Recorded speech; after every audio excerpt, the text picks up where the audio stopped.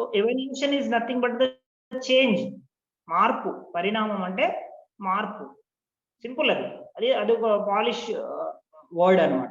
Change అనే పదానికి ఒక మోడర్నైజ్డ్ పాలిష్డ్ వర్డ్ ఎవల్యూషన్, పరిణామం. ఇంకా చెప్పాలంటే చెడు నుంచి మంచికి మార్పు రావడాన్ని కూడా పరిణామం అనొచ్చు.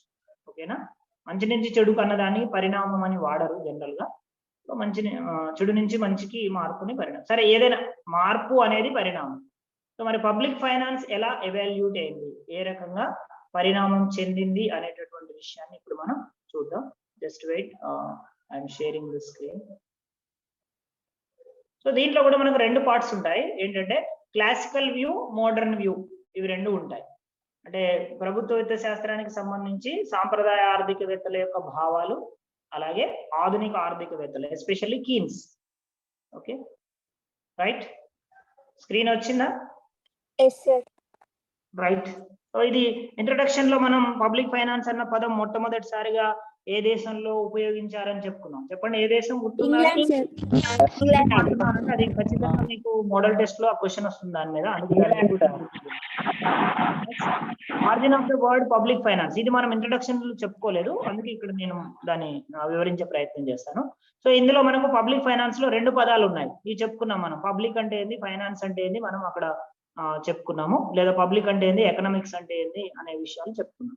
So the word public is derived from Latin word populus, so which means people or government or state.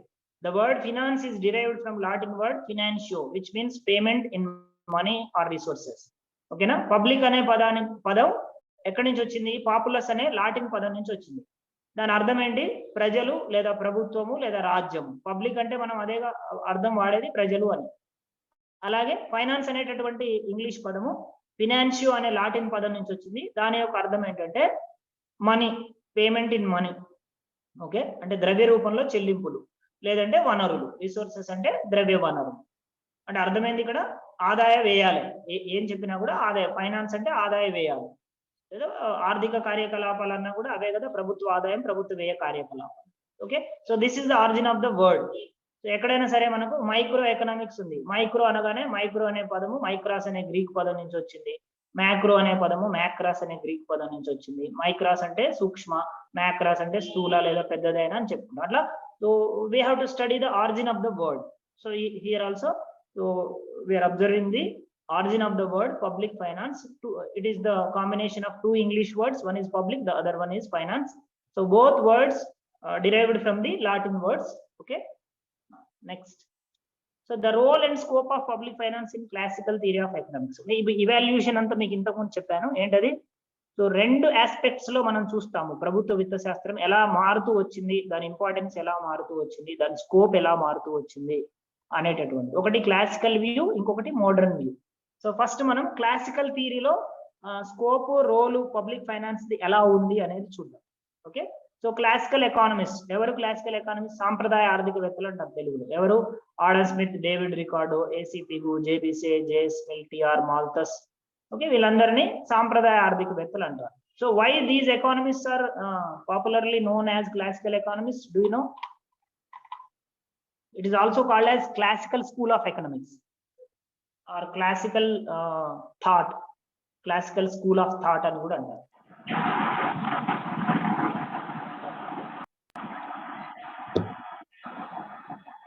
Because they give importance to governments. అలా దానికి దీనికి సంబంధమే లేదు. సాంప్రదాయ ఆర్థికవేత్తలను పిలవడానికి దానికి ఏం సంబంధం లేదు. Okay, right. So okay, mute yourself. So వీళ్ళందరిది ఒకే రకమైన ఐడియాలజీ.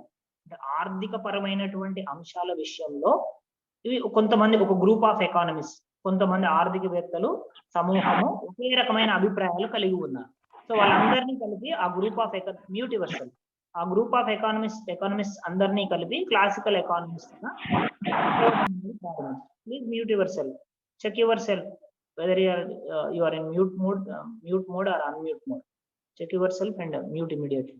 రైట్, ఇట్లా ఒకే రకమైన భావజాలం, ఆర్థిక పరమైన అంశాల విషయంలో ఒకే పరమైన భావజాలం ఉన్న ఆర్థికవేత్తల సమూహాన్ని సాంప్రదాయ ఆర్థికవేత్తలు, లేదంటే వాళ్ళదొక సాంప్రదాయం, వాళ్ళదొక క్లాసికల్ వ్యూ, క్లాసికల్ థాట్ అని అట్లా వాళ్ళకి ఆ పేరు పెట్టారు. ఓకేనా? So there is no other reason, వేరే ప్రత్యేకమైన కారణం అంటూ ఏమీ లేదు. Okay, so these classical economists could never recognize the importance of public finance, and moreover they opposed the state intervention in economic activities in economy. So ఇది మీకు macro economics లో కెనీషియన్ economics దగ్గర వస్తుంది. Theory of income and employment, ఆదాయ ఉద్యోగిత సిద్ధాంతం అనేటటువంటి topic లో మీకు ఇది వస్తుంది. ఏమని? Classical theory of employment, Keynes theory of employment, ఇవి రెండు కూడా పరస్పర విరుద్ధమైనటువంటి సిద్ధాంతాలు.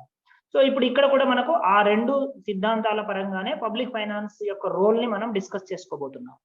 Okay, we're going to discuss about the role and scope of public finance. So in classical view and as well as in Keynesian view or modern economist view.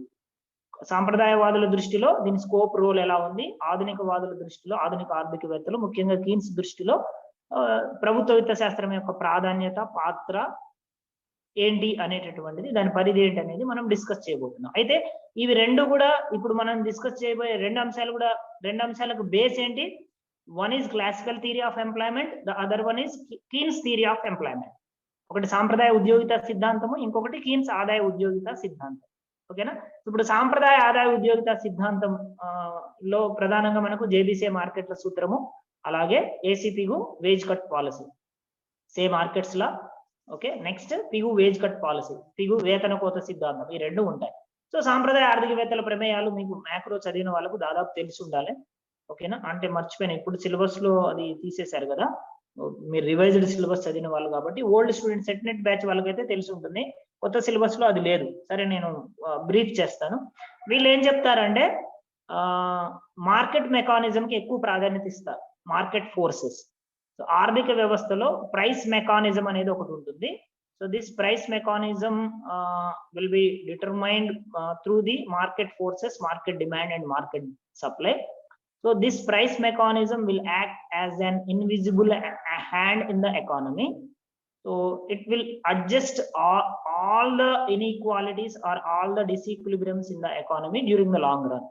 So therefore there is no need to intervention of government in the economic activities. సాంప్రదాయ సిద్ధాంతం ఏం చెప్తుందంటే ధరల యంత్రాంగం అనే ఒక అదృశ్య హస్తం మార్కెట్ శక్తుల ద్వారా నిర్ణయించబడుతుంది, డిమాండ్ సప్లైల ద్వారా.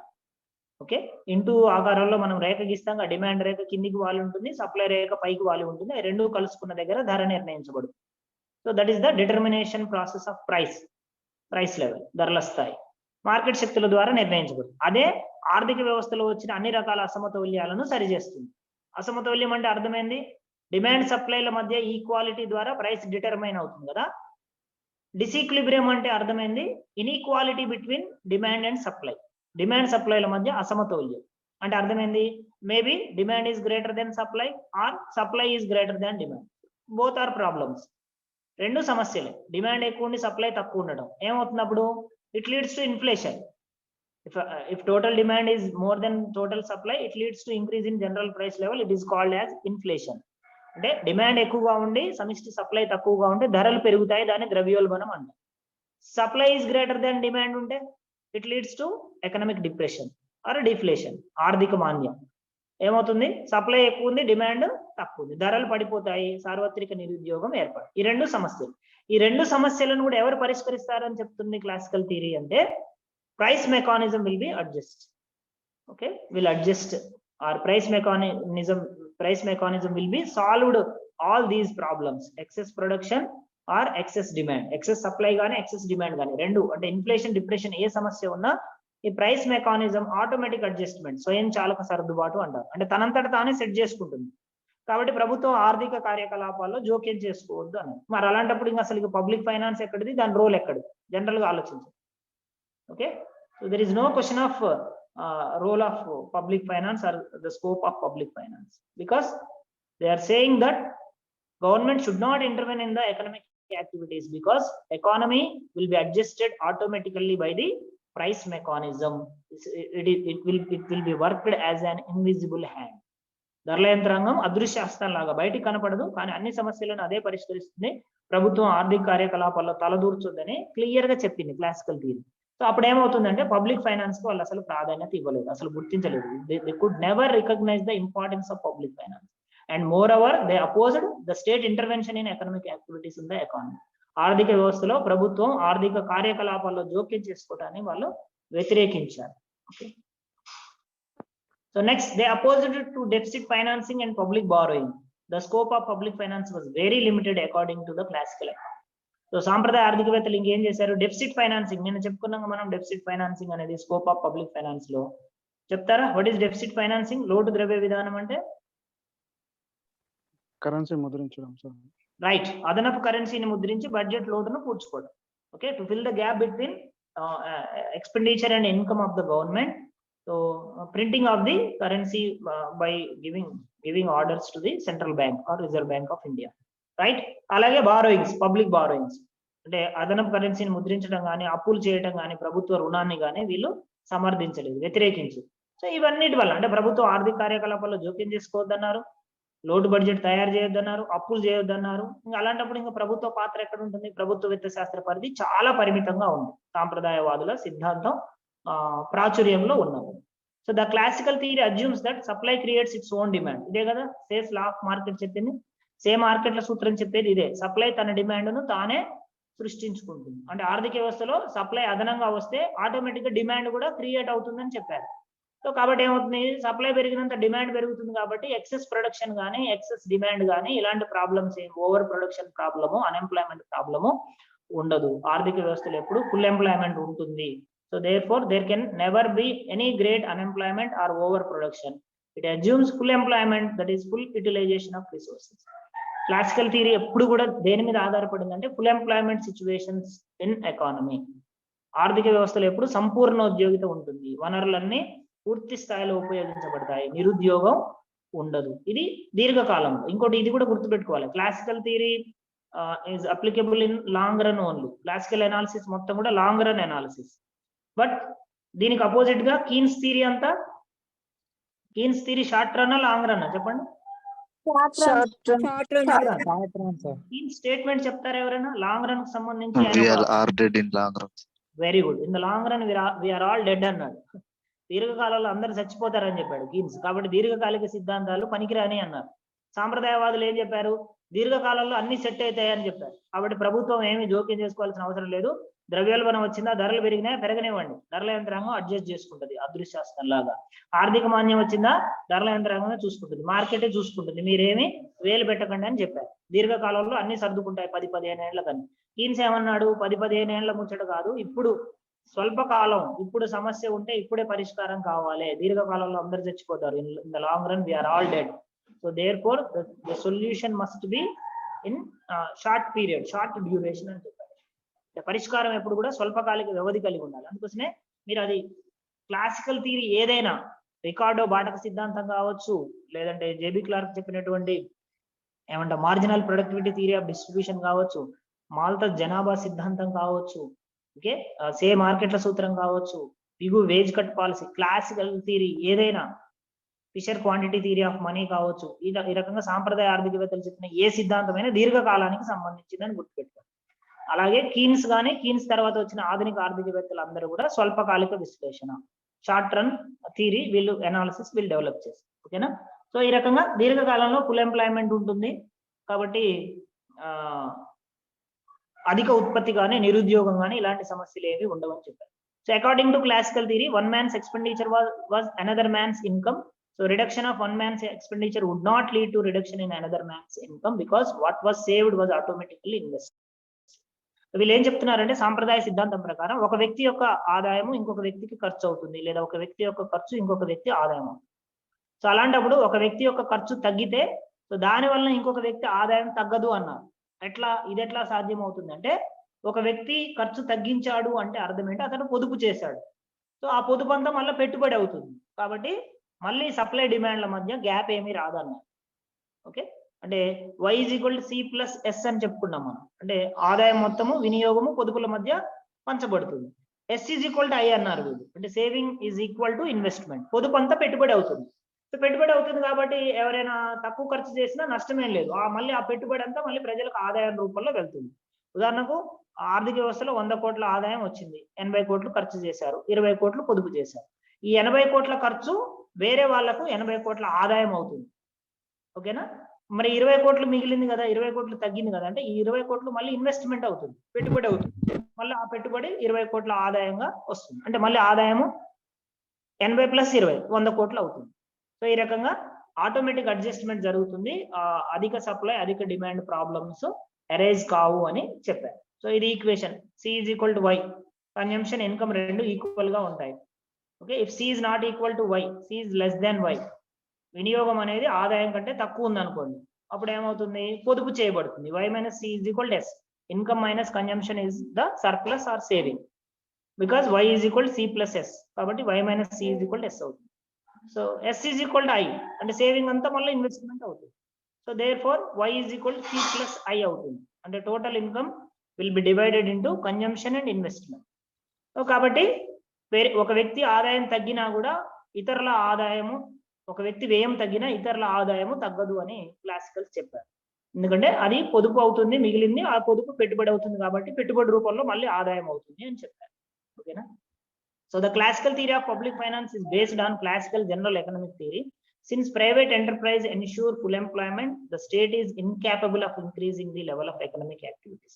ఓకే, సాంప్రదాయ సిద్ధాంతం అంతా కూడా దేని మీద ఆధారపడి ఉందంటే వాళ్ళ సాంప్రదాయ సాధారణ ఆర్థిక సిద్ధాంతం లేదా జనరల్ వాళ్ళు ఏమంటాం దాన్ని థియరీ ఆఫ్ ఎంప్లాయ్మెంట్, ఎంప్లాయ్మెంట్, సాంప్రదాయ ఆదాయ ఉద్యోగిత సిద్ధాంతాన్ని ఆధారం చేసుకొని రూపొందించబడింది. వీళ్ళ ప్రకారం ప్రైవేటు పెట్టుబడిదారు ఆర్థిక వ్యవస్థలో సంపూర్ణోద్యోగిత ఎప్పుడూ ఉంటుంది. కాబట్టి ప్రభుత్వం ఆర్థిక కార్యకలాపాల్లో జోక్యం చేసుకోవటం కానీ ఆర్థిక కార్యకలాపాల స్థాయిని పెంచడంలో కానీ సమర్థవంతమైనది కాదు, అంత అవసరం లేదు అని వీళ్ళు చెప్పడం జరిగింది.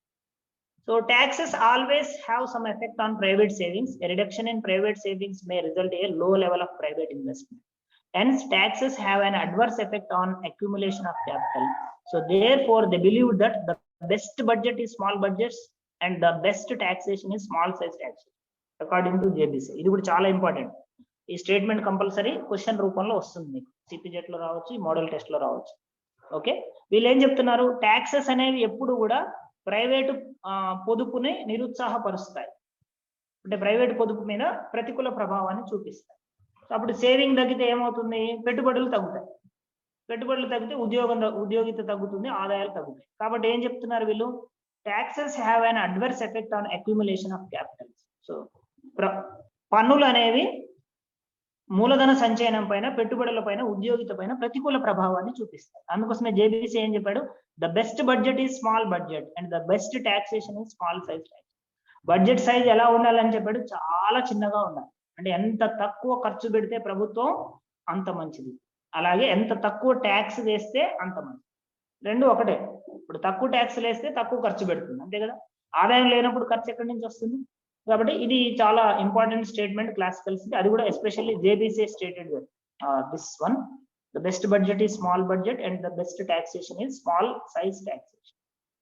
ఓకే, సో ఓవరాల్ గా క్లాసికల్ ఎకానమిస్ట్ పబ్లిక్ ఫైనాన్స్ సంబంధించి ఏం ప్రిన్సిపల్ చెప్పారు ఇప్పటి వరకు మనం చర్చించుకున్నాం బ్రీఫ్ గా చూస్తే. So keep the budget as small as possible. Budget ని ఎంత తక్కువ వీలైతే అంత.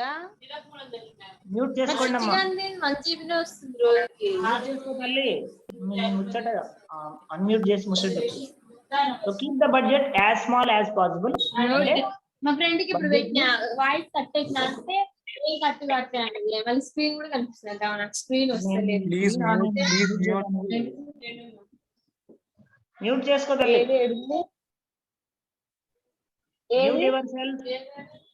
వినట్లేదు. Right, keep the budget as small as possible అంటే బడ్జెట్ ని ఎంత తక్కువ ఉంటే అంత తక్కువగా, ఎంత తక్కువ పరిమాణంలో రూపొందించగలిగితే అంత తక్కువ చేయాలి. Next, the budget should be balanced. ఇక్కడ చూడండి, కీన్స్ ఏం చెప్పాడు, ఏ బడ్జెట్ ని కీన్స్ ఎంకరేజ్ చేశాడు చెప్పండి, deficient budget sir. Very good, deficit budget, లోటు బడ్జెట్ ప్రోత్సహించాడు. కానీ క్లాసికల్స్ బ్యాలెన్స్డ్ బడ్జెట్ చెప్పారు.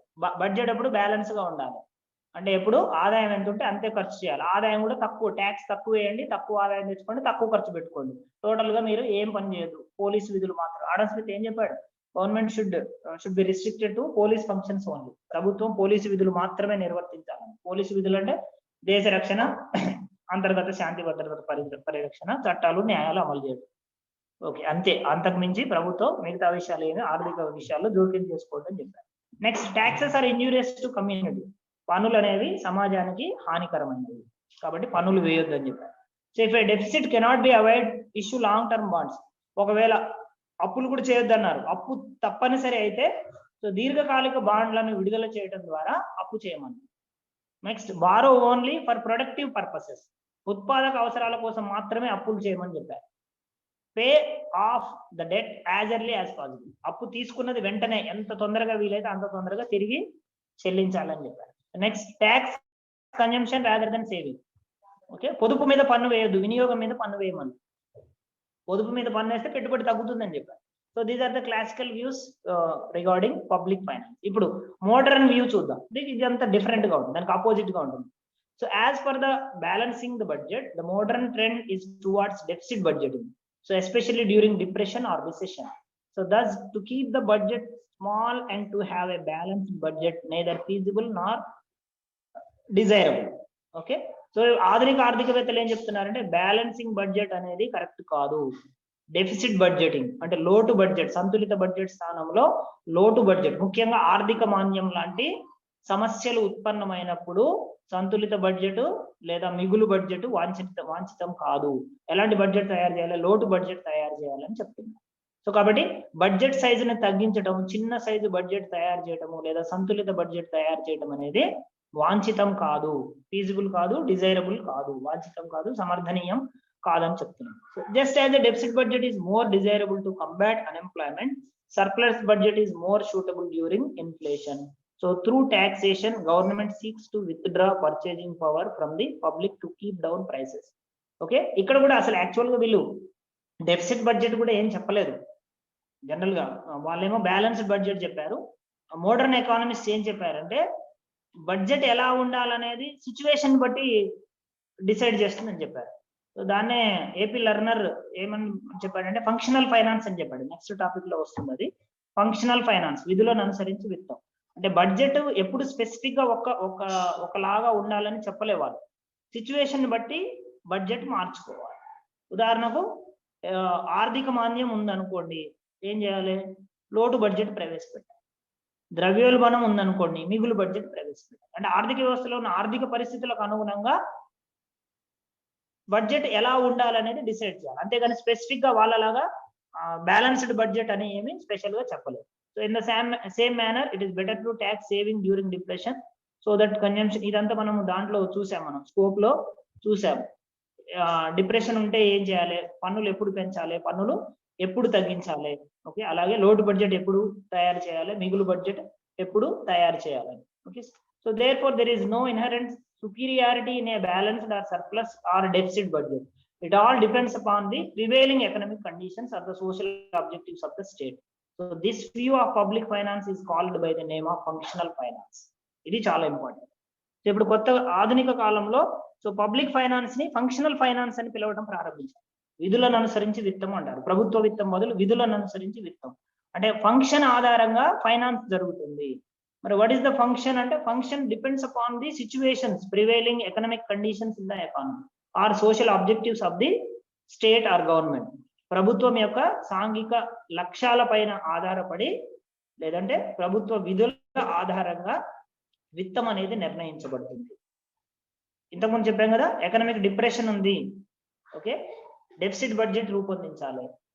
ఇన్ఫ్లేషన్ ఉంది, సర్ప్లస్ బడ్జెట్ రూపొందించాలి. స్టెబిలిటీ ఉంది, బ్యాలెన్స్డ్ బడ్జెట్ రూపొందించాలి.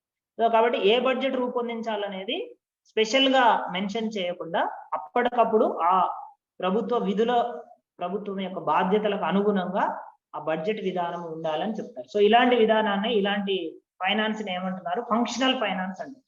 So the term functional finance was first used by AP learner. This is also most important thing. So everyone must remember this. Okay, AP learner functional finance, విధులను అనుసరించి విత్తం అనే పదాన్ని మొదటిసారిగా ఉపయోగించిన వ్యక్తి, ఆర్థికవేత్త AP learner. What is functional finance? Functional finance అంటే నిర్దిష్టంగా ఫలానా విధానం ఉండాలని చెప్పదు. ఆర్థిక వ్యవస్థలో సాంఘిక లక్ష్యాలకు అనుగుణంగా, ఆర్థిక వ్యవస్థలో అప్పటికప్పుడు ఉన్న పరిస్థితులకు అనుగుణంగా ప్రభుత్వ విత్త విధానాలు ఉండాలి అని చెప్పేదాన్నే ఫంక్షనల్ ఫైనాన్స్ అంటారు. అంటే డెఫిసిట్ బడ్జెట్ ఉండాలని చెప్పరు, లేదంటే సర్ప్లస్ బడ్జెట్ ఉండాలని చెప్పరు, లేదంటే ప్రోగ్రెసివ్ ట్యాక్స్ ఉండాలని చెప్పరు, ట్యాక్స్ పెంచమని చెప్పరు, ట్యాక్స్ తగ్గించమని చెప్పరు, లేదా పబ్లిక్ బారోయింగ్స్ పెంచమని చెప్పరు, పబ్లిక్ బారోయింగ్స్ తగ్గించమని చెప్పరు. ఇవన్నీ కూడా సిచ్యువేషన్ బట్టి, సోషల్ ఆబ్జెక్టివ్స్ బట్టి, ఎకానమీలో ఉన్న ఎకనామిక్ కండిషన్స్ ని బట్టి డెసిషన్ తీసుకోవాలని చెప్తున్నారు. సో ఇలాంటి పాలసీనే ఫంక్షనల్ ఫైనాన్స్ అంటారు. దీన్ని ఏపీ లెర్నర్ మొట్టమొదటిసారిగా వాడారు. So the eminent economist J.M. Keynes, who brought about a revolution in economic science by propounding his income and employment theory, so rejected the principles of public finance of the classical economists. So after Keynesian revolution, public finance assumed a functional role of maintaining economic stability at full employment level. Okay, so Keynes సాంప్రదాయ సిద్ధాంతాన్ని పూర్తిగా విమర్శించాడు, ఉద్యోగిత సిద్ధాంతాన్ని విమర్శించాడు, అలాగే ఈ ప్రభుత్వ విత్త శాస్త్రానికి సంబంధించి వాళ్ళ వ్యూస్ ని విమర్శించడమే కాకుండా ఆయన ఒక ప్రభుత్వ విత్త శాస్త్రానికి సంబంధించి ఒక విప్లవాత్మకమైనటువంటి మార్పులను ఆయన సూచించాడు. అదే ఫంక్షనల్ రోల్. ఏపీ లెర్నర్ చెప్పిందే కీన్స్ కూడా సపోర్ట్ చేయడం జరిగింది. Functional role of maintaining economic stability and at full employment level, అంటే సంపూర్ణోద్యోగిత స్థాయి వద్ద ఆర్థిక స్థిరత్వాన్ని సాధించడానికి పబ్లిక్ ఫైనాన్స్ అనేది ఎలాంటి రోల్ ప్లే చేయాలంటే ఫంక్షనల్ రోల్, అంటే విధుల ఆధారంగా పబ్లిక్ ఫైనాన్స్ అనేది ఉండాలి అని కీన్స్ కూడా సూచించడం జరిగింది. Okay, so therefore the present view of public finance is not one of more resource raising for the government, but one of serving as an instrument for maintaining stability through management of demand.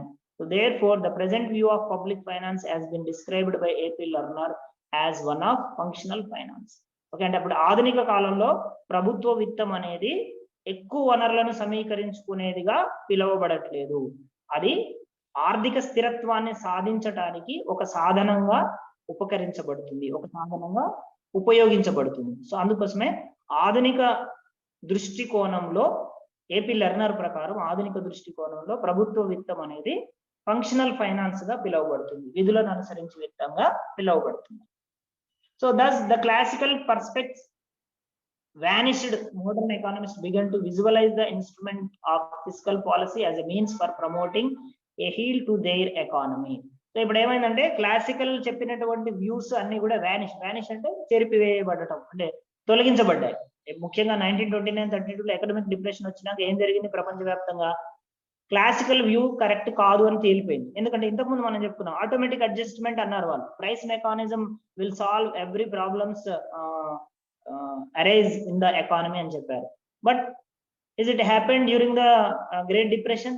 No, it will not happen. Okay, it was not happened, జరగలేదు అప్పుడు. Okay, ఈ ధరల యంత్రాంగం ఆర్థిక మాంద్య సమస్యను పరిష్కరించలేదు. మరి ఏం చేయాలి అప్పుడు? ఖచ్చితంగా ప్రభుత్వం ఆర్థిక కార్యకలాపాల్లో జోక్యం చేసుకోవాలనే కీన్స్ యొక్క సిద్ధాంతం ప్రాచుర్యంలోకి వచ్చింది. ప్రభుత్వం ఆర్థిక కార్యకలాపాల్లో జోక్యం చేసుకోవాలి. Government must intervene in the economic activities. Okay, so this theory was propounded by J.M. Keynes in his famous publication General Theory of Employment, Interest and Money, which was published in the year 1936. 1936లో తాను రచించినటువంటి general theory of employment, interest and money అనే గ్రంథంలో Keynes ఈ విషయం చెప్పాడు. ఏం చెప్పాడు? ప్రభుత్వం ఆర్థిక కార్యకలాపాల్లో తప్పనిసరిగా జోక్యం చేసుకోవాలి, అప్పుడే ఆర్థిక వ్యవస్థలో ఉన్న ఆర్థిక సమస్యలన్నీ పరిష్కరించవచ్చు. లోటు బడ్జెట్ ద్వారా ప్రభుత్వం సార్థక డిమాండ్ పెంచాలి, గుంటలు దొవ్వి గుంటలు పూడ్చాలి, ప్రజల చేతుల్లోకి డబ్బులు వెళ్ళాలి, ప్రజల కొనుగోలు శక్తి పెరగాలి. ఓకే, సో దాని వలన డిమాండ్ పెరిగి ధరలు పెరిగి నిరుద్యోగం నిర్మూలించబడుతుంది, ఆర్థిక వ్యవస్థ గాడిలో పడుతుందని చెప్పాడు. ఓకే, సో అది ఇప్పటికీ కంటిన్యూ అవుతుంది. Next, public finance became functional finance, so signifying a study of the physical functions of the government. So ఇది సింపుల్. ఇక్కడ ఫంక్షనల్ ఫైనాన్స్ అనేది పబ్లిక్ ఫైనాన్స్ ని ఎందుకు పిలుస్తున్నారంటే, so it is the study of the physical functions of the government. Physical functions అంటే మళ్ళీ అవే ఏమండి? Public revenue, public expenditure, public debt. Okay, ఈ మూడింటికి సంబంధించినటువంటి ఫంక్షన్స్, ప్రభుత్వం యొక్క ఫంక్షన్స్ ని అధ్యయనం చేసేది కాబట్టి దాన్ని ఫంక్షనల్ ఫైనాన్స్ అంటున్నారు. మనం నిన్న మాస్గ్రేవ్ చెప్పిన 3 ఫంక్షన్స్ చూసాం కదా, allocative function, distribution function and stabilisation function. So అక్కడ ఆ ఫంక్షన్స్ బేస్ గానే పబ్లిక్ ఫైనాన్స్ అనేది కొనసాగుతుంది కాబట్టి దాన్ని పబ్లిక్ ఫైనాన్స్ ని ఫంక్షనల్ ఫైనాన్స్ అనే పేరుతోటి పిలుస్తున్నారు అన్నమాట. So next, Keynes theory of public finance. ఇప్పటి వరకు మనం క్లాసికల్ వ్యూ, మోడర్న్ వ్యూ చూసాము. కీన్స్ థియరీ సెపరేట్ గా లెర్నర్ చెప్పినటువంటి ఫంక్షనల్ ఫైనాన్స్ అనే కాన్సెప్ట్ చెప్పాము. కీన్స్ కూడా ఆ కాన్సెప్ట్ ని సపోర్ట్ చేయడం జరిగింది. So next, the process of one man's expenditure is another man's income will become success only when the whole income is spent. So classicals చెప్పిన దాన్ని మళ్ళీ ఒకసారి ఇక్కడ రిపీట్ చేస్తున్నాడు కీన్స్. ఏమంటున్నాడు, ఒక వ్యక్తి యొక్క వ్యయము ఇంకొక వ్యక్తి యొక్క ఆదాయం అవుతుంది అన్నారు, బానే ఉంది. ఎప్పుడు అవుతుందని చెప్తున్నాడు కీన్స్, అతని ఆదాయం అంతా ఖర్చు పెట్టినప్పుడు. ఒకవేళ if A part of income received by an individual is not spend any, if this deficiency of expenditure is not made up by a way of investment expenditure, so the reduced expenditure of one will lead to a fall in the income of others. ఉదాహరణకి 100 కోట్ల ఆర్థిక వ్యవస్థలో ఉంది, ఇంతకుముందు చెప్పిన ఉదాహరణ మళ్ళీ తీసుకుందాం. 80 కోట్లు ఖర్చు పెట్టాడు ఒక వ్యక్తి, 20 కోట్లు ఖర్చు పెట్టలేదు, 20 కోట్లు సేవింగ్ చేశాడు. క్లాసికల్స్ ఏమన్నారు, సేవింగ్ అంతా ఇన్వెస్ట్మెంట్ అవుతుంది అన్నారు. కానీ కీన్స్ ఏం చెప్తున్నాడు ఇక్కడ, ఒకవేళ ఆ సేవింగ్ ఇన్వెస్ట్మెంట్ గా కన్వర్ట్ కాలేదు, అప్పుడు ఏమవుతుంది, 20 కోట్ల మేరకు ఆర్థిక వ్యవస్థలో డిమాండ్ తగ్గుతుంది. అంటే ఇంకొక వ్యక్తి ఆదాయము లేదా ఇంకొంతమంది వ్యక్తుల ఆదాయం 20 కోట్ల మేరకు తగ్గుతుంది. తగ్గినప్పుడు ఆర్థిక వ్యవస్థలో సమిష్టి డిమాండ్ 20 కోట్ల మేరకు తగ్గుతుంది. సో సమిష్టి డిమాండ్ తగ్గితే ధరలు పడిపోతాయి, ధరలు పడిపోతే లాభాలు పడిపోతాయి. Due to decrease in profits the investment will decrease. పెట్టుబడి తగ్గుతుంది, పెట్టుబడి తగ్గితే ఎంప్లాయ్మెంట్ తగ్గుతుంది, ఎంప్లాయ్మెంట్ తగ్గితే ఇన్కమ్స్ తగ్గుతాయి, ఇన్కమ్స్ తగ్గితే again demand will come down. So ఈ రకంగా ఎకనామిక్ డిప్రెషన్ అనేది వస్తుంది. ఓకే, ఆర్థిక మాంద్యం అనేది ఒక ఊబిలాగా వస్తుంది అని కీన్స్ చెప్తున్నారు. అదే జరిగింది 1929-32లో, అదే జరిగింది. With a lower income he will be able to spend less and the income of all others will also so thereby be reduced. So this will lead to unemployment or it is economic depression. దాన్నే economic depression అంటారు. Keynes rejected the A C Pigou's wage cut policy. ఇప్పటి వరకు same మార్కెట్ల సూత్రాన్ని reject చేశాడు. పిగు చెప్పిన veg cut పాలసీని కూడా కీన్స్ రిజెక్ట్ చేస్తున్నారు. వేజ్ కట్ పాలసీలో ఏం చెప్పాడు పిగు చెప్తారా? వేతన కోత. ఇప్పుడు ఆర్థిక వ్యవస్థలో క్లాసికల్స్ ఏం చెప్పారు, ఎప్పుడు సంపూర్ణ ఉద్యోగిత ఉంటుంది లాంగ్ రన్ లో అని చెప్పారు. ఒకవేళ షార్ట్ రన్ లో అన్ఎంప్లాయ్మెంట్ ఉంటే ఏం చేయమని చెప్పాడు పిగు? ఒకవేళ పూర్తి ఉద్యోగిత లేకపోతే కొంతమందికి జీతాలు ఇచ్చి ఆ కొంతమంది జీతాలు కడిగేసి ఎవరైతే నిరుద్యోగులు ఉన్నారో వాళ్ళకి కల్పించాలి అని చెప్పి అంటాడు. Very good, very good, absolutely right answer. దాని పేరులోనే ఉంది ఆన్సర్. చూడండి, వేజ్ కట్ పాలసీ, వేతన కోత సిద్ధాంతం. క్లాసికల్స్ ప్రకారం ఎప్పుడు లాంగ్ రన్ లో సంపూర్ణ ఉద్యోగిత ఉంటుంది. Okay, there is always full employment situation in long run in every economy, especially in capitalistic economy. మరి అలాంటప్పుడు షార్ట్ రన్ లో ఏమైనా స్వల్పకాలంలో నిరుద్యోగిత ఏర్పడితే నో నీడ్ టు బాదర్ అని చెప్పాడు. అంటే బాధపడాల్సింది ఏమీ లేదు, ఇబ్బంది పడాల్సింది ఏమీ లేదు, వర్రీ కావాల్సింది ఏమీ లేదు అని చెప్పాడు. ఎలా సాల్వ్ చేయొచ్చు అన్నారంటే వేతనాలు తగ్గించడం. సో దీనికోసం జేఎస్మిల్ చెప్పిన వేజ్ ఫండ్ థియరీ ఉంది, ఆయన కూడా క్లాసికల్ ఎకానమిస్ట్. సో దాన్ని వాడుకున్నాడు ఇక్కడ పిగు, వేతన నిధి సిద్ధాంతం. అంటే వేతనాల కోసం ఫండ్ అనేది ఉంటుంది, అది ఫిక్స్డ్ ఉంటుంది. ఉదాహరణకు ఒక సంస్థ 1,00,000 రూపాయలు వేతనాల కోసం పక్కన పెట్టింది. ఓకేనా, నెలకు 5,000 చొప్పున ఇస్తుంది వేతనం. 1,00,000/5,000 ఎంతమందికి ఎంప్లాయ్మెంట్ వస్తుంది?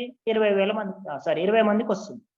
1,00,000 రూపాయలు వేతన నిధిగా తీసి పక్కన పెట్టింది ప్రతి నెల ఒక సంస్థ. అది వేజ్ ఫండ్, అది ఫిక్స్డ్ గా ఉంటుందని చెప్పాడు. జేఎస్మిల్ చెప్పాడు, ఏసీపీ కూడా అదే చెప్పాడు. ఇప్పుడు నెలకు 5,000 చొప్పున ఇస్తే 1,00,000/5,000 అంటే 20 మందికి వేతనం వస్తుంది. ఓకేనా, సో ఇప్పుడు ఇంకా ఆర్థిక వ్యవస్థలో ఇంకొక 20 మంది నిరుద్యోగులు ఉన్నారు. అప్పుడు ఏం చెప్పాడు ఈయన, ఈ 1,00,000 వేతన నిధి ఇది పెంచొద్దు, ఇది అలాగే ఉంటుంది. ఇప్పుడు 5,000 జీతాన్ని 2,500 చేయమని. 2,500 చేస్తే ఏమవుతుంది, 40 మందికి ఎంప్లాయ్మెంట్ దొరుకుతుంది. అంటే మిగిలిన 20 మందికి కూడా ఉద్యోగిత వస్తుంది అని పిగు చెప్పాడు. అది వేజ్ కట్ పాలసీ అండి, సింపుల్. ఉన్న వేతనాన్నే 10 మందికి ఇచ్చే వేతనాన్ని 20 మందికి ఇచ్చి 20 మందికి మిగతా 10 మందికి కూడా ఉపాధి కల్పించమని చెప్పాడు. కీన్స్ దాన్ని కూడా రిజెక్ట్ చేశారు. సో దాని వలన అన్ఎంప్లాయ్మెంట్ పెరుగుతుంది అన్నాడు. జాగ్రత్తగా పరిశీలించండి. పిగు దాని వలన ఎంప్లాయ్మెంట్ పెరిగి ఫుల్ ఎంప్లాయ్మెంట్ మళ్ళీ అచీవ్ అవుతుంది అంటే, కీన్స్ ఏం చెప్పాడు, దాని వలన అన్ఎంప్లాయ్మెంట్ ఏర్పడుతుంది అన్నాడు. ఎవరు చెప్పింది కరెక్ట్ చూద్దాము. సో కీన్స్ ఏం చెప్పాడంటే, according to Keynes A cut in wages will reduce the demand for the commodities, so it leads to a fall in investment and cause unemployment. So Keynes చెప్పింది correct, ఇదే జరిగింది 1929-32. ఏమనంటే, ఇప్పుడు నిరుద్యోగం ఉందని వేతనాలు కట్ చేస్తే ఏమవుతుంది, ఆదాయ స్థాయిలు తగ్గుతాయి. ఆదాయాలు తగ్గితే డిమాండ్ తగ్గుతుంది. డిమాండ్ తగ్గితే ధరలు పడిపోతాయి. ధరలు పడిపోతే లాభాలు పడిపోతాయి. లాభాలు పడిపోతే పెట్టుబడి తగ్గుతుంది. పెట్టుబడి తగ్గితే మళ్ళీ ఉద్యోగిత తగ్గుతుంది. అంటే సంస్థలు మూతపడతాయి. ఇప్పుడు ల్యాక్ ఆఫ్ ఎఫెక్టివ్ డిమాండ్, సార్థక డిమాండ్ లోపించడం వలన లేదా సమిష్టి డిమాండ్ లోపించడం వలన సంస్థలకు నష్టాలు వచ్చి మూతపడతాయి. మూతపడ్డప్పుడు ఇంకా నిరుద్యోగిత పెరుగుతుంది. సో కాబట్టి వేతన కోత అనేది, వేతనాలు తగ్గించడం అనేది నిరుద్యోగాన్ని ఇంకా పెంచుతుంది కానీ నిరుద్యోగాన్ని తగ్గించదు అని కీన్స్ చెప్తున్నారు. ఓకేనా, సో కీన్స్ వ్యూస్ చూద్దాం. కన్జంప్షన్ లీడ్స్ టు సార్ ఇప్పుడు కీన్స్ అన్నట్టు అలా చేస్తే ఇప్పుడు మరి ఇక్కడ వేతన కోత చేసినప్పుడు మిగతా వేరే వాళ్ళకు ఉద్యోగం సార్. ఇప్పుడు ఫుల్ ఎంప్లాయ్మెంట్ ఉన్నప్పుడు ఆర్థికంగా జరుగుతాయి సార్ కార్యకలాపాలు. ఎందుకు వేతన కోత తప్పని అన్నాడు సార్? మళ్ళీ ఒకసారి చెప్పారా కీన్స్? ఓకే నీ డౌట్ నాకు అర్థమైంది. ఏంటంటే సో ఫుల్ ఎంప్లాయ్మెంట్ అనేది ఎకనామిక్ గ్రోత్ కి ఒక మంచి సింబల్, ఆర్థిక అభివృద్ధికి ఒక మంచి ఉన్నత స్థితికి ఒక సూచిక. అది ఉండటం వల్ల బెనిఫిట్ అవుతుంది కదా. మరి కీన్స్ దాన్ని ఎందుకు రిజెక్ట్ చేశారంటే, if full employment is achieved through the wage cut, it is very better. But according to Keynes, it will not be happened. So it has proved during the Great Depression period 1929-32. పిగు చెప్పినట్టుగా 10 మందికి ఇచ్చే జీతాన్ని 20 మందికి ఇచ్చి 20 మందిని ఉద్యోగుల్ని చేస్తే సంపూర్ణ ఉద్యోగిత వస్తే బానే ఉంటుంది. కానీ కీన్స్ ఏం చెప్పాడంటే అలా జరగదు. ఎందుకు జరగదు అంటే, వన్స్ నువ్వు వేజెస్ తగ్గిస్తే సో ప్రజల యొక్క స్టాండర్డ్ ఆఫ్ లివింగ్ తగ్గుతుంది. ఇప్పుడు 5,000 ఇచ్చే వ్యక్తికి 2,500 ఇస్తే ఎట్లా బతుకుతాడు? 5,000 ఇచ్చే వ్యక్తికి 2,500 ఇచ్చావు, ఏమవుతుంది? అతని జీవన ప్రమాణం సగానికి పడిపోతుంది. అతని శారీరక సామర్థ్యం తగ్గుతుంది, పని చేసే సామర్థ్యం తగ్గిపోతుంది, అనారోగ్యానికి గురి అయ్యే అవకాశం ఉంటుంది, అసలు పని మానేయాల్సిన పరిస్థితి రావచ్చు. వ్యక్తిగతంగా చూస్తే, సమాజ పరంగా చూస్తే కూడా అలాగే ఉంటుంది. ఆదాయాలు పడిపోతాయి. ఆదాయాలు పడిపోయినప్పుడు ఖచ్చితంగా మిగతా వాళ్ళు ఫుల్ఫిల్ చేస్తారు కదా. ఏది? ఓకే, నువ్వు అన్నది అర్థమైంది. ఓకే అర్థమైంది. ఈ 1 lakh అనేది అలాగే ఉంది, 1 lakh ఏమీ తగ్గలేదు. ఓకే, నువ్వు చెప్పింది అది కరెక్ట్. అయితే ఇక్కడ ఆ 1 lakh గురించి కాదు మనం ఇక్కడ మాట్లాడాల్సింది. ఇప్పుడు ఏమైంది? ఈ ప్రొడక్షన్ ఇంతకు ముందు 10 members ప్రొడక్షన్ లో పాల్గొనే వాళ్ళు ఇప్పుడు 20 members ప్రొడక్షన్ లో పాల్గొంటున్నారు. ఓవరాల్ ప్రొడక్షన్ పెరుగుద్దా తగ్గుద్దా? నువ్వు చెప్పు, జనరల్ ఎకనామిక్స్ స్టూడెంట్. ఇప్పుడు ఇంతకు ముందు 10 మంది పనిచేసే వాళ్ళు ఇప్పుడు 20 మంది పనిచేస్తున్నారు. ప్రొడక్షన్ పెరుగుద్దా తగ్గుద్దా? పెరుగుద్ది సార్, ఖచ్చితంగా పెరుగుతుంది కదా. ఇప్పుడు ప్రొడక్షన్ పెరిగినప్పుడు దానికి డిమాండ్ ఎక్కడి నుంచి రావాలి? ఇన్కమ్ షుడ్ బి ఇంక్రీజ్, ఆదాయాలు పెరగాలి. నువ్వు అన్న ప్రకారం ఏంటంటే ఈ 1,00,000 ఓకే, అదే 1,00,000 పంపిణీ అవుతుంది. ఆ 1,00,000 తోటి ఇంతకు ముందు ప్రొడ్యూస్ చేసినంత చేస్తే there is no shortage of demand, సార్థక డిమాండ్ కొరత ఏర్పడదు. కానీ ఇక్కడ ఏం జరుగుతుందంటే ఆ 1,00,000 రూపాయల మేరకు వినియోగం ఓకే, నో ప్రాబ్లం ఉండదు. కానీ ఇప్పుడు ఏమైందంటే కొత్తగా 20 మందిని మళ్ళీ నువ్వు ఎంప్లాయ్మెంట్ లోకి తీసుకోవడం వల్ల వాళ్ళ వల్ల ఎక్సెస్ ప్రొడక్షన్ అవుతుంది. ఆ ఎక్సెస్ ప్రొడక్షన్ కు సరిపడే ఇన్కమ్స్ ఇక్కడ ఇంక్రీజ్ కాలేదు కాబట్టి మళ్ళీ short of aggregate demand, short of effective demand, మళ్ళీ సార్థక డిమాండ్ కొరత ఏర్పడుతుంది. దాని వలన ప్రైసెస్ పడిపోతాయి, దాని వలన మళ్ళీ ఎంప్లాయ్మెంట్ పడిపోతుంది. అంటే ఇన్వెస్ట్మెంట్ పడిపోవడం, నష్టాలు వచ్చి సప్లై నిల్వలు గుట్టలుగా పెరిగి ఆర్థిక మాంద్యం రావడం అనేది జరుగుతుంది. అది ప్రూవ్ అయింది, మనం చెప్పడం కాదు. అది 1929-32 మధ్య కాలంలో అది ప్రూవ్ అయింది. కాబట్టి ఎప్పుడు కూడా వేజెస్ తగ్గించి ఎక్కువ మందికి శాలరీస్ ఇస్తా అంటే ఇప్పుడు మన దేశంలో మస్తు అన్ఎంప్లాయ్మెంట్ ఉంది, అది కూడా ఇప్పటికీ చేయొచ్చు కదా. అది చేయరు అనమాట. ఎందుకంటే అందరూ ప్రొడక్షన్ లో భాగం అయితే ఫుల్ ప్రొడక్షన్ పెరుగుతుంది, అది డిప్రెషన్ కు దారి తీస్తుంది. అందుకే ఎప్పుడు కూడా ప్రపంచంలో ఉన్న ఏ ఆర్థికవేత్తలైనా ఏ దేశ పరిపాలకులైనా ద్రవ్యోల్బణం ఉన్నా పెద్దగా వర్రీ గారు, కానీ ఆర్థిక మాంద్యం వస్తుందంటే వణికిపోతారు. ఆ మాంద్యం అనేది వెరీ డేంజర్. ప్రైసెస్ పడిపోయి ఇప్పుడు ఇట్లా డిమాండ్ షార్టేజ్ అనేది ఏర్పడితే చాలా దారుణంగా ఉంటుంది అన్నమాట పరిస్థితి. ఓకేనా? Right, is it clear? Okay sir, thank you sir. I hope you get clarity about this. Okay, right. Not only you, all the aspirants. Right. Next, Keynes views on public finance. Consumption leads to acceleration of capital. అంటే పెట్టుబడి పెరగాలంటే వినియోగమే దారి తీస్తుంది. ఇది మీకు macro economics కూడా ఇక్కడ maximum cover అవుతుంది మనకి. Okay, so savings leads to unemployment, అంటే పొదుపు నిరుద్యోగితకు దారి తీస్తుంది. కాబట్టి ఎప్పుడు పొదుపు ప్రోత్సహించకూడదు. Reduction in wages leads to unemployment, వేతనాలు తగ్గితే నిరుద్యోగిత పెరుగుతుంది. ఇది ఇప్పుడు మనం చూసాం. Next, automatic full employment is not possible. This is also proved. అంటే ఆటోమేటిక్ ఫుల్ ఎంప్లాయ్మెంట్ అంటే ఇంతకుముందు చెప్పుకున్నాక ధరల యంత్రాంగం ద్వారా మార్కెట్ శక్తులు పనిచేసి అదృశ్యస్తంలాగా పనిచేసి సంపూర్ణ ఉద్యోగిత తనంతట తానే ఏర్పడటం, అన్ని సమస్యలు తనంతట తానే పరిష్కరించుకోవడం అనేది సాధ్యం కాదని చెప్పాడు. So deficit budget is desirable. Okay, ఇక్కడ లోటు బడ్జెట్ అనేది వాంఛితము, ఎప్పుడు సమర్థనీయం అని చెప్పారు. Low propensity to consume leads to a fall in effective demand, this leads to unemployment.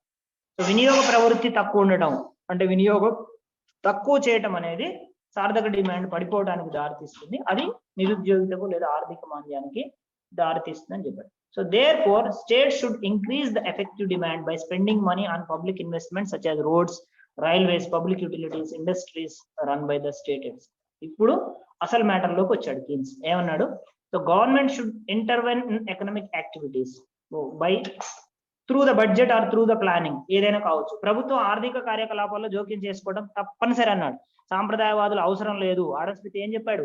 Police విధులు మాత్రమే నిర్వర్తించాలి ప్రభుత్వం, దేశ రక్షణ, శాంతి భద్రతలు, మిగతా విషయాల్లో వేలు పెట్టద్దు అన్నాడు. కానీ కీన్స్ ఏం చెప్తున్నాడు? ఖచ్చితంగా 100% government should intervene in economic activities and government should solve all the problems, whether it is inflation or the problem of depression, whatever the problem may be, government should involve in economic activities and must solve all the problems. Okay, ప్రభుత్వం తప్పనిసరిగా ఆర్థిక కార్యకలాపాల్లో జోక్యం చేసుకోవాలి, అది budget ద్వారా, ప్రణాళికల ద్వారా. నెక్స్ట్ ఆ సమస్యలు, ద్రవ్యోల్బణమైన, ఆర్థిక మాంద్యమైన ఆ సమస్యలు పరిష్కరించాలి అని చెప్పాడు. ఇది ఇంకా ప్రభుత్వ బడ్జెట్ ద్వారా అంటే ఎక్కువ spending money, by spending money అంటే ప్రభుత్వం ఎక్కువ ద్రవ్యం ఖర్చు చేయడం ద్వారా ఆర్థిక వ్యవస్థలో డిమాండ్ని పెంచవచ్చు, సార్థక డిమాండ్ పెంచవచ్చు. దాని ద్వారా నిరుద్యోగితను తొలగించి సంపూర్ణోద్యోగిత సాధించవచ్చు, ఆర్థిక మాంద్యాన్ని పరిష్కరించవచ్చు అని చెప్పాడు. Okay, so the amount so invested may have been borrowing from the people. The state is in a position to undertake investment out of created money, that is deficit finance, to compensate the fall in total expenditure resulting from the saving of individuals which are not available for investment. So ఇక్కడ y is equal to c plus s, s is not equal to I అనేది చెప్పాంగా మనం. ఓకేనా, ఆదాయము, వినియోగం, పొదుపుల మధ్య విభజించబడుతుంది. మరి పొదుపు అంతా పెట్టుబడి కానప్పుడు ఆ గ్యాప్, ఇంతకుముందు మనం 20 కోట్ల ఉదాహరణ చెప్తున్నాం, 20 కోట్లు పొదుపు అయింది, పెట్టుబడి కాదు. ఆ 20 కోట్ల మేరకు సమిష్టి డిమాండ్ తగ్గి ఆర్థిక మాంద్యం వస్తుంది. మరి అలాంటప్పుడు ఆ 20 కోట్లు ఎవరు ఫుల్ఫిల్ చేయాలంటున్నాడు? గవర్నమెంట్ బడ్జెట్ ద్వారా చేయాలి, లోటు బడ్జెట్ ద్వారా చేయాలి, ఎక్కువ గవర్నమెంట్ ఖర్చు చేయాలి. వీలైతే డెఫిసిట్ ఫైనాన్స్, కరెన్సీ ముద్రించడం ద్వారా అయినా ఆ గ్యాప్ ని గవర్నమెంట్ యాక్టివిటీస్ ద్వారా, గవర్నమెంట్ పబ్లిక్ ఎక్స్పెండిచర్ ద్వారా ఫుల్ఫిల్ చేసి ఆర్థిక మాంద్య సమస్యను పరిష్కరించాలని కీన్స్ చెప్తున్నారు. So Keynes and other modern economist considers taxes, public borrowings and deficit financing as important methods of public finance to bring economic stability or to accelerate the economic growth. దేశంలో ఆర్థిక స్థిరత్వాన్ని సాధించాలన్నా, ఆర్థిక వృద్ధిని వేగవంతం చేయాలన్నా ఖచ్చితంగా పన్నులు, ప్రభుత్వ రుణము, అలాగే ప్రభుత్వ వ్యయము లేదా లోటు ద్రవ్య విధానం అనేవి అత్యుత్తమమైనటువంటి, ముఖ్యమైనటువంటి పద్ధతులు అనే కీన్స్ అలాగే ఇతర ఆధునిక ఆర్థికవేత్తలు చెప్తున్నారు. ఓకే, నెక్స్ట్ రెండింటిని కలిపి, ఇప్పుడు క్లాసికల్, మోడర్న్ డిఫరెంట్ గా చూసాము. ఇప్పుడు పక్క పక్కన పెట్టి చూద్దాం, ఒక 2 minutes అయిపోతుంది. So budget policy. According to classical economist, balanced budget is desirable in all circumstances. The budget today is regarded as a powerful instrument for achieving certain aims, full employment, avoidance of inflation and deflation, and a better distribution. ఆధునిక కాలంలో budget 3 లక్ష్యాల కోసం ఇప్పుడు ఉంది. Budget దేనికోసం? సంపూర్ణోద్యోగిత సాధించడానికి, అలాగే ద్రవ్యోల్బణం, ఆర్థిక మాంద్యం లాంటి సమస్యలను తొలగించడానికి, అలాగే పంపిణీ, అత్యుత్తమమైన పంపిణీ చేయడానికి ఆధునిక కాలంలో బడ్జెట్ అనేది ఉంది. కానీ సాంప్రదాయ ఆర్థికవేత్తలు ఏం చెప్పారు? బ్యాలెన్స్డ్ బడ్జెట్ డిజైరబుల్ అని చెప్పారు. So in view of modern economist, the budget policy depends on the prevailing economic condition. ఆధునిక ఆర్థికవేత్తలు ఏం చెప్తున్నారు? బడ్జెట్ బ్యాలెన్స్డ్ గా ఉండాలా, డెఫిసిట్ ఉండాలా, సర్ప్లస్ ఉండాలని ఏం చెప్పలేదు. It depends on prevailing economic conditions. అంటే అప్పటికప్పుడు ఉన్న ఆర్థిక పరిస్థితుల ఆధారంగా ఆ బడ్జెట్ పాలసీ అనేది ఉండాలని చెప్తున్నారు. కానీ కీన్స్ అయితే ఓపెన్ గా ఏం చెప్పాడు? మోడర్న్ ఎకానమిస్ట్ అన్నప్పుడేమో ప్రివైలింగ్ ఎకనామిక్ కండిషన్స్ అని చెప్పాలి. కీన్స్ విషయానికి వస్తే ఆయన 100% డెఫిసిట్ బడ్జెట్ ని సమర్థించాడు. So there is too much inflation, the cure is a budget surplus. There is too much deflation, the cure is budget deficit. ఇది ఇంతకుముందు చాలాసార్లు చెప్పుకున్నాం. ద్రవ్యోల్బణ పరిస్థితులు ఉన్నాయి, ధరలు బాగా పెరుగుతున్నాయి, ఏం చేయాలి? మిగులు బడ్జెట్ రూపొందించాలి, అది పరిష్కారం. ఓకే, ఒకవేళ ఆర్థిక మాంద్యం ఉంది, ధరలు బాగా పడిపోయాయి, సప్లై నిల్వలు ఉన్నాయి, అప్పుడు దానికి పరిష్కారం ఏంటి అంటే లోటు బడ్జెట్. సో ఈ రకంగా ఆర్థిక వ్యవస్థలో ద్రవ్యోల్బణం ఉందా, ఆర్థిక మాంద్యం ఉందా అనే దాన్ని బట్టి లోటు బడ్జెట్ తయారు చేయాలా, మిగులు బడ్జెట్ తయారు చేయాలనేది డిసైడ్ చేస్తాం. Next, employment. So in the classical economic theory, it was assumed that a private enterprise competitive economy automatically ensures full employment of resources. So therefore there is no need for the government to interfere in the economic life of the country. ఆర్థిక వ్యవస్థలో దీర్ఘకాలంలో market ఆర్థిక వ్యవస్థ తనంతట తానే automatic adjustment అయి సంపూర్ణ ఉద్యోగిత సాధిస్తుంది. కాబట్టి ప్రభుత్వం ఆర్థిక విషయాలలో జోక్యం చేసుకోవాల్సిన అవసరం లేదు అని చెప్పారు. మరి వీళ్ళు ఏం చెప్తున్నారు? Modern economics. According to modern economics, consumption does not increase as fast as income and hence savings are increased and effective demand is decreased. So this leads to unemployment. ఆధునిక ఆర్థికవేత్తలు ఏం చెప్తున్నారు? ఆదాయం అంతా వ్యయం కాదు, కొంత పొదుపు చేయబడుతుంది, మళ్ళీ ఆ పొదుపు కూడా పెట్టుబడి కాదు. అప్పుడు ఏమవుతుంది? గ్యాప్ ఏర్పడుతుంది, ఆదాయ వ్యయాల మధ్య అంతరం ఏర్పడుతుంది. సో ఆ మేరకు పెట్టుబడులు తగ్గి నిరుద్యోగిత ఏర్పడే, డిమాండ్ షార్టేజ్ ఏర్పడి, డిమాండ్ కొరత ఏర్పడి నిరుద్యోగిత ఏర్పడే అవకాశం ఉంది, లేదా ఆర్థిక మాంద్య సమస్య వచ్చే అవకాశం. So therefore government should increase the effective demand by spending money on public investments like roads, schools, hospitals etcetera. కాబట్టి ప్రభుత్వం ఆర్థిక కార్యకలాపాల్లో జోక్యం చేసుకొని ప్రభుత్వం రకరకాలైనటువంటి ప్రజోపయోగ సేవల మీద ఖర్చు పెట్టి ఆ గ్యాప్ ని ఫుల్ఫిల్ చేయాలని చెప్తారు. Next, taxation and equitable distribution. పన్నులు మరియు సమాన పంపిణీ. The use of taxation as an instrument of transferring income from the rich to the poor was not favored by the classical economists. While the modern concept of public finance, taxation is considered as an important means of reducing economic inequalities of income and thereby promoting social justice. So classical economists were not favored of the taxation. అంటే పన్నుల మీద సాంప్రదాయ ఆర్థికవేత్తలు అనుకూల వాదంతో లేరు, వాళ్ళు పన్నులను వ్యతిరేకించారు. కానీ ఆధునిక ఆర్థికవేత్తలు ఏం చెప్తున్నారు? పన్ను అనేది సాంఘిక న్యాయాన్ని సాధించడానికి, దేశంలో అసమానతలు తగ్గించడానికి, సమానత్వ పంపిణీ అనేది సాధించడానికి ఒక సాధనంగా ఉపయోగించుకోవచ్చు అని చెప్తున్నారు. Moreover, classical economist favoured of taxing poor rather than rich. అంటే సాంప్రదాయ ఆర్థికవేత్తలు పేదల మీద పన్ను వేయాలి, ధనికుల మీద పన్ను వేయొద్దు అని చెప్తే, అంటే వాళ్ళు ఇండైరెక్ట్ ట్యాక్సెస్ ని ఎంకరేజ్ చేశారు, డైరెక్ట్ ట్యాక్సెస్ ని ఎంకరేజ్ చేయాలి. జాగ్రత్తగా గమనించండి, మనం సేవింగ్ మీద ట్యాక్స్ వేయొద్దు అన్నారు వాళ్ళు. సేవింగ్ మీద ట్యాక్స్ వేస్తే ఇన్వెస్ట్మెంట్ తగ్గిపోతుందని చెప్పారు. సేవింగ్ ఎవరు చేస్తారు? రిచ్ పీపుల్ చేస్తారు, ధనవంతులు చేస్తారు. కాబట్టి ధనవంతుల మీద పన్నులు వేయొద్దని క్లాసికల్ చెప్పారు. కన్జంప్షన్ మీద పన్ను వేయమన్నారు. కన్జంప్షన్ చేసేది ఏంటి? Indirect taxes. వినియోగం మీద అమ్మక పన్ను లాంటివి వేస్తారు, ఇవి పేదవాళ్ళు కొంటారు నిత్యావసర వస్తువులు, వాటి మీద ట్యాక్స్ వేస్తే పేదవాళ్ళు పన్నులు కట్టాలి. కాబట్టి క్లాసికల్ వ్యూ ఎట్లా ఉందంటే, ఇండైరెక్ట్ ట్యాక్సెస్ ని ప్రమోట్ చేయమన్నారు, అంటే పేదలు పన్నులు ఎక్కువ కట్టాలి. అలాగే డైరెక్ట్ ట్యాక్సెస్ ని వాళ్ళు ఎంకరేజ్ చేయలేదు, సేవింగ్ మీద పన్ను వేయొద్దు అన్నారు, అంటే ధనవంతుల మీద పన్ను వేయొద్దు అని చెప్పారు. మోడర్న్ ఎకానమిస్ట్ దానికి రివర్స్ లో ఉంది. So modern economist believed in taxing those who are able to save rather than those who are anxious to consume. So that is taxing on rich rather than poor. ఆధునిక ఆర్థికవేత్తలు పేదల మీద పన్ను వేయొద్దు, ఎవరి మీద వేయాలి? ధనవంతుల మీద వేయాలి, అంటే కన్జంప్షన్ మీద పన్ను వేయొద్దు, సేవింగ్ మీద పన్ను వేయాలని చెప్తారు. So this is the basic difference between classical view and modern view on public finance. Okay, again, contrary to the classical economists, modern economists favor progressive and direct taxation as an instrument of collecting public revenues and to make equitable distribution of income in the economy. Okay na, సాంప్రదాయ ఆర్థికవేత్తలకు భిన్నంగా ఆధునిక ఆర్థికవేత్తలు ఎలాంటి పన్నులను ప్రోత్సహిస్తామని చెప్పారు? నిన్న చెప్పుకున్నాం కదా, పురోగామి పన్నులు, ప్రత్యక్ష పన్నులు. వీటి గురించి మళ్ళీ మనం టైప్స్ ఆఫ్ ట్యాక్సెస్ లో డీటెయిల్ గా డిస్కస్ చేస్తాం. పురోగామి పన్నులు అంటే నిన్న కూడా చెప్పుకున్నాం కదా, ఆదాయం పెరిగే కొద్దీ పన్ను రేటు పెరగడం. సో ఇలాంటి పన్నులను ఎంకరేజ్ చేయాలని చెప్పారు. నెక్స్ట్, ప్రభుత్వ రుణం. Under the assumption of classical economist, the nation debt did represent a dead weight, not in sense of mortgage but in the sense of wasted opportunity. But modern economist consider public borrowings as an important technique of public finance.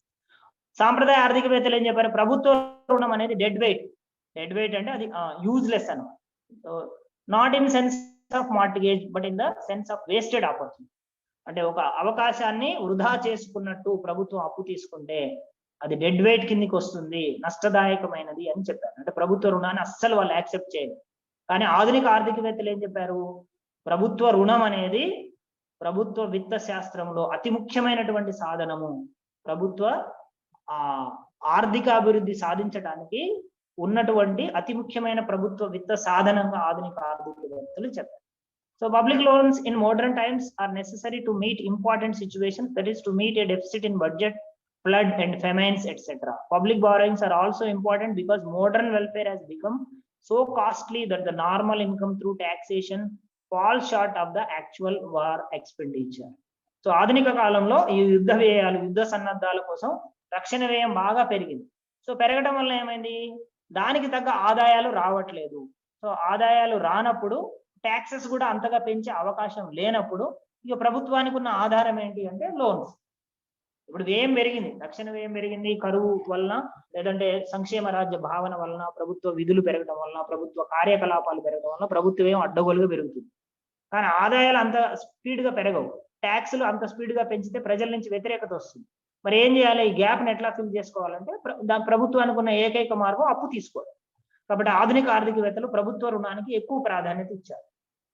So increase public expenditure financing through borrowings and not through taxation as a means to remove depression. So ఆర్థిక మాంద్యం తొలగించాలంటే ఎప్పుడైనా సరే ప్రభుత్వ వ్యయం ఆదాయం కంటే ఎక్కువైనప్పుడు అప్పుల ద్వారానే దాన్ని పూరించుకోవాలి, అంతేగాని పన్నులు వేయడం ద్వారా పూరించుకోకూడదని ఆధునిక ఆర్థికవేత్తలు చెప్తున్నారు. Okay right. So these are the important aspects or important views of classical economist and modern economist. అంటే పబ్లిక్ ఫైనాన్స్ కు సంబంధించి సాంప్రదాయ ఆర్థికవేత్తలు మరియు ఆధునిక ఆర్థికవేత్తల యొక్క అభిప్రాయం ఇవి పరస్పర విరుద్ధంగా ఉన్నాయి, కానీ ఒకటి చదివితే ఇంకోటి ఈజీగా అర్థమవుతుంది. అంటే రిలేటివ్ ఏమంటాం కంపారిటివ్ స్టడీ, కంపారిజన్ చేసుకుంటూ మనం ఈజీగా అర్థం చేసుకునే అవకాశం ఉంది. ఓకే, సో ఈ పీడిఎఫ్ కూడా నేను ఫార్వర్డ్ చేస్తాను. సో తెలుగు మీడియం స్టూడెంట్స్ కొంచెం ఇబ్బంది అయినా తప్పదు, మీరు క్లాస్ వినేటప్పుడు అవి నేను తెలుగులో చెప్పేవన్నీ కూడా హైలైట్స్ అన్ని రాసుకోండి. మీరు కూడా ఇంగ్లీష్ వర్షన్ చదివితే పెద్ద కష్టమేమీ కాదు, సింపుల్ ఇంగ్లీషే ఉంటుంది, అది ఈజీగానే అర్థమవుతుందని నేను అనుకుంటున్నాను. రాసుకోండి, ఏమైనా డౌట్స్ ఉంటే యూ కెన్ కాల్. ఓకే.